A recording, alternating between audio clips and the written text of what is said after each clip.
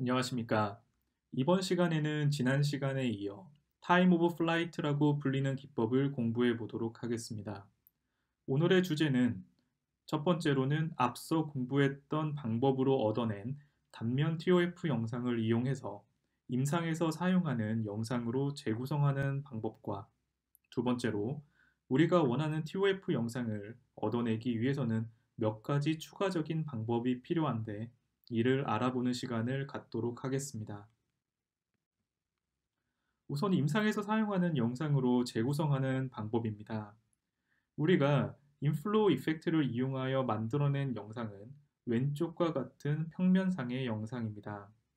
하지만 임상에서는 원본 영상도 보지만 오른쪽과 같은 다양한 각도에서의 혈관 영상 또한 보게 됩니다. 그럼 오른쪽 영상과 같은 혈관상을 만드는 방법을 알아보겠습니다. TOF 영상을 재구성하는 방법으로는 Maximum Intensity Projection이라고 하는 MIP 기법을 사용하고 있습니다.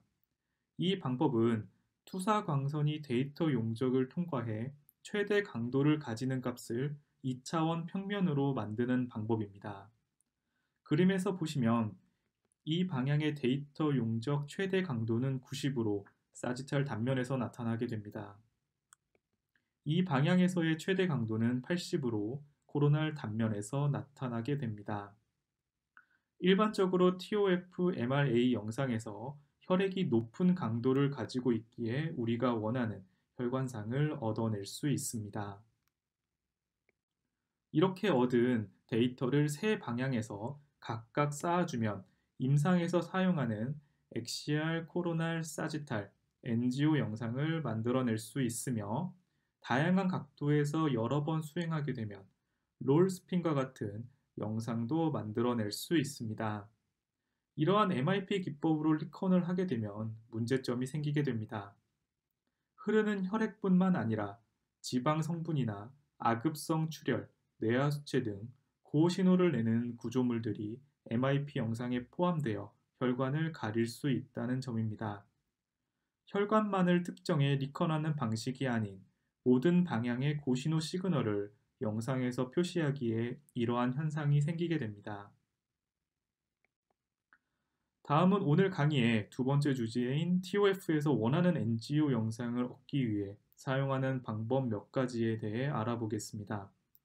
첫 번째는 레스트 슬랩입니다. 위쪽 영상과 아래쪽 영상은 같은 환자분의 영상입니다. 차이점이 보이시나요? 우리가 검사하려는 단면에는 움직이는 혈류는 동맥과 정맥 두 가지 종류가 있습니다. 아무런 기법 없이 검사를 한다면 위쪽 영상과 같은 정맥과 동맥 두 가지 모두 하얗게 고신호로 나오는 영상을 얻을 수 있습니다. 화살표로 정맥 부분을 표시해 뒀습니다. 하지만 우리가 임상에서 원하는 것은 두 가지 다 보이는 영상이 아닌 아래 영상처럼 동맥만 영상화하거나 정맥만 나온 영상입니다.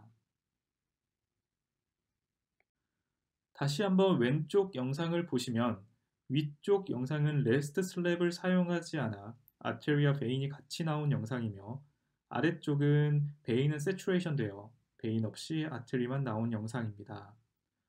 원리는 오른쪽 그림을 보시면 혈류의 진행 방향인 아테리에서는 신호를 만들어내고 돌아 나오는 베인은 영상 용적에 진입하기 전 레스트 슬랩에서 사전 포화를 시켜 시그널이 없어 영상에서 나오지 않는 방법입니다.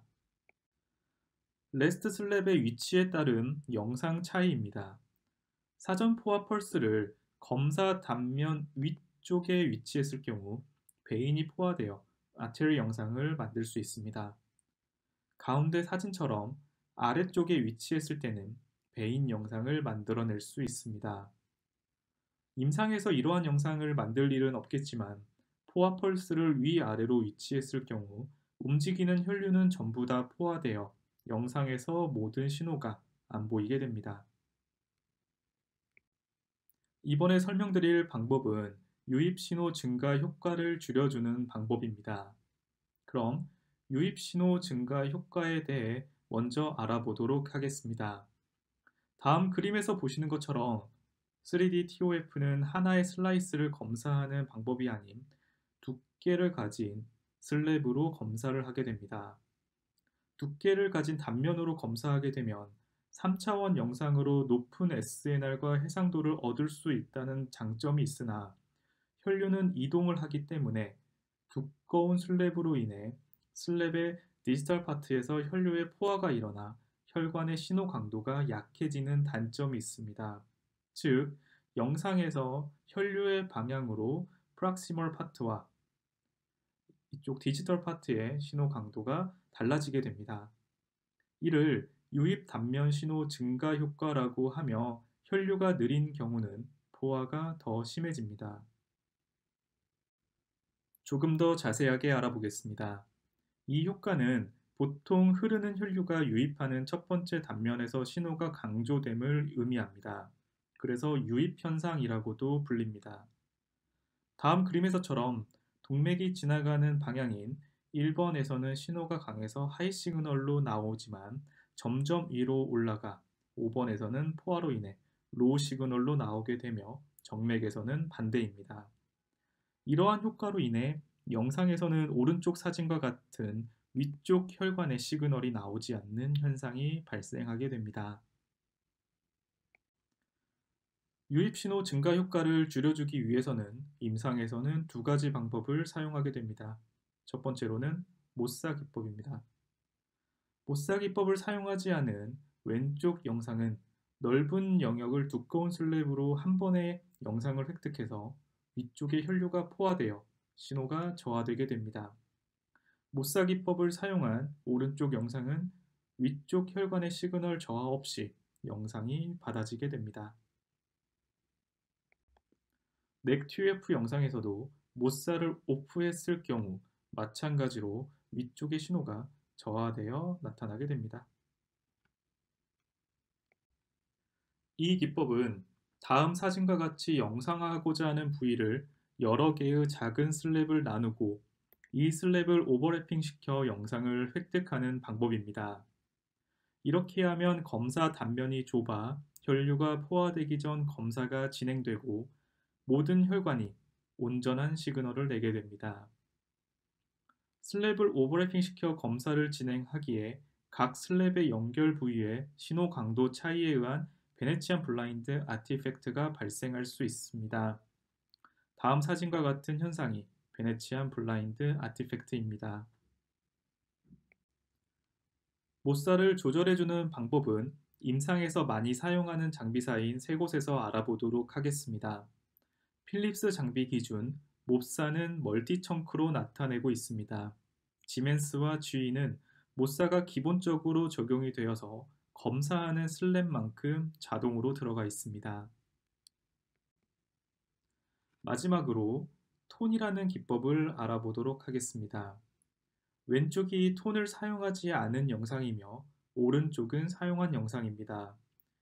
왼쪽 영상은 위쪽의 시그널이 약하며 오른쪽은 시그널이 전체적으로 고른 것을 확인하실 수 있습니다.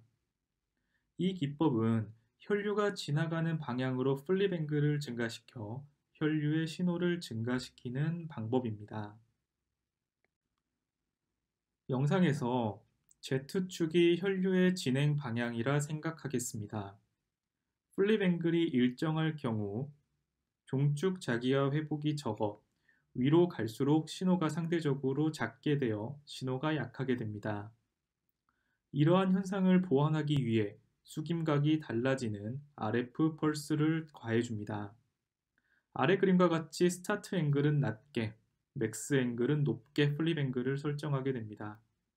작은 숙임각을 받는 슬랩의 프록시멀 파트에서는 횡축 자기화가 작아 신호는 감소하고 큰 숙임각을 받는 디지털 파트는 혈액의 횡축 자기화가 크게 되어 신호 강도가 증가하게 됩니다. 즉 혈류가 슬랩을 통과하는 동안 나타내는 포화 효과를 보상하게 되고 슬랩 내에서 혈류 신호 강도의 균질도를 유지할 수 있게 됩니다. 필립스 장비에서는 다음과 같은 항목에서 톤을 확인하실 수 있습니다. 지멘스 장비에서는 톤의 기울기를 퍼센트로 지정해서 조절해 줄 수 있습니다. GE 장비에서는 램프 펄스 항목에서 조절이 가능합니다. 임상에서 사용하는 모사와 톤을 동시에 사용하면 왼쪽 사진과 같이 적용되며 위쪽 사진과 같은 영상을 얻을 수가 있습니다. 사용하지 않을 경우 아래와 같이 시그널이 떨어지는 영상을 얻을 수 있습니다. 이것으로 오늘 강의를 마치도록 하겠습니다. 감사합니다.